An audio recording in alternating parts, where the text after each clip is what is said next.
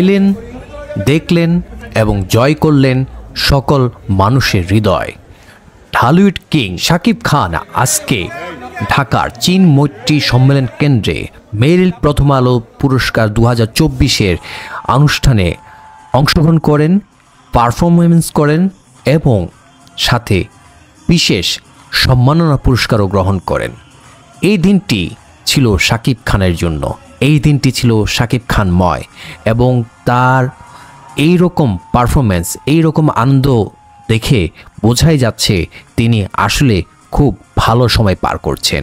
তাণ্ডব সিনেমার আগে এই রকম পারফরমেন্স পাশাপাশি পুরস্কার নিঃসন্দেহে শাকিব খানকে আরও এগিয়ে যেতে সাহায্য করবে।